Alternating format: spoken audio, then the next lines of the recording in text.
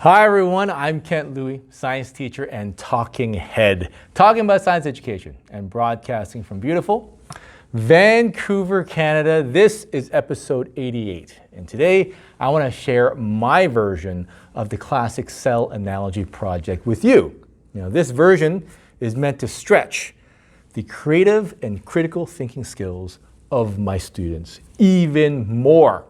Basically, it's an animation of the cell. The students need to add a soundtrack or perhaps a symphony to.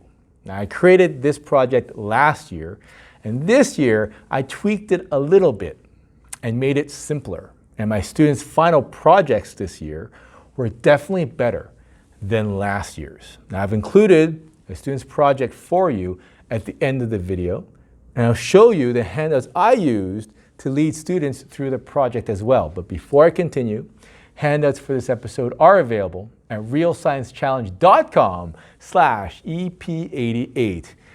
And please subscribe to our YouTube channel. Now, my cell analogy project starts the same way as other cell analogy projects.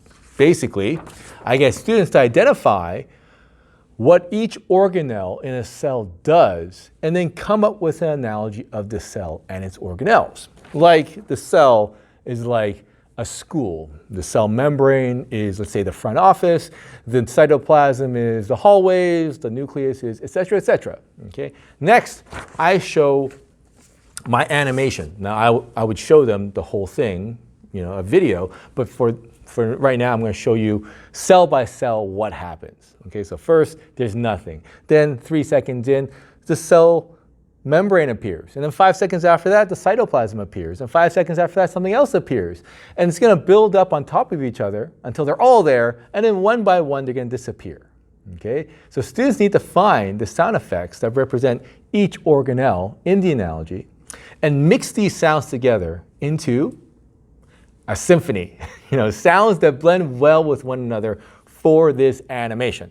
Now, here's a sample of what it would here's a sample of what it could look like. Okay, so again, my analogy, the cell is like a school. The cell membrane is the front office because they keep things in and out of the school, aka the cell.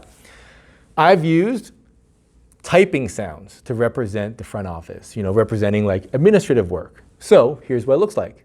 First, 3 seconds, nothing. But here comes the cell membrane. Then, 5 seconds after that, the cytoplasm appears. Hence, a new sound. The cytoplasm is represented by hallways, so you get hallway sounds. And then a few seconds after that, something else comes in, the nucleus, and a new sound.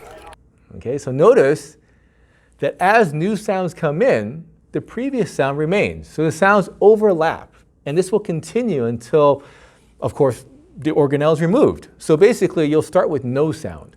Build up one sound at a time until you get a whole bunch of sounds overlapping and slowly get quieter until silence. Okay, so I mark students and their projects based on their analogy, the justification they used for their sounds, and that the sounds blend well with each other and that they're distinguishable. Okay, they're not so loud that they cancel each other out.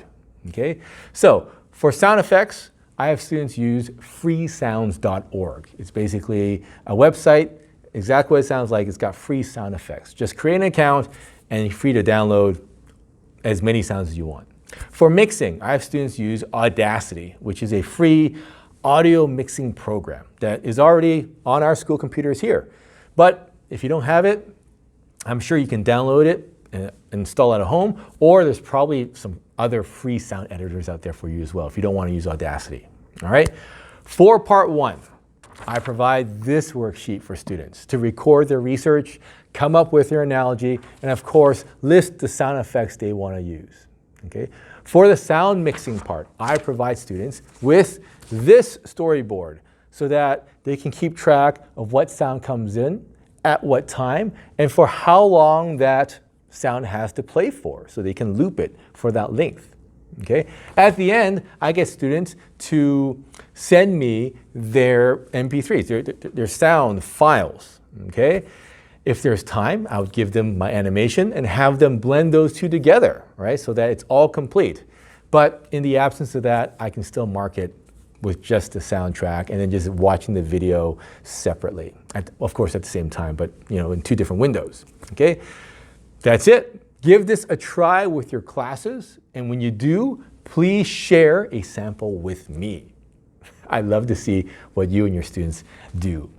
That's it for this episode. Please smash the like or subscribe button or leave a comment below to give me some feedback. Handouts, once again, are realsciencechallenge.com/EP88. Thanks for watching. And let's talk science education again soon.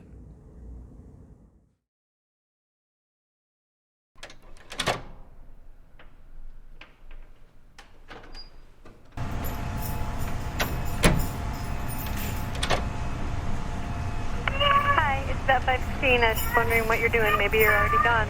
Desmond was listening and she thought your answering machine was you, so she wants to talk. So I'm going to let her say something. Hang up. You okay? Hi, that 516,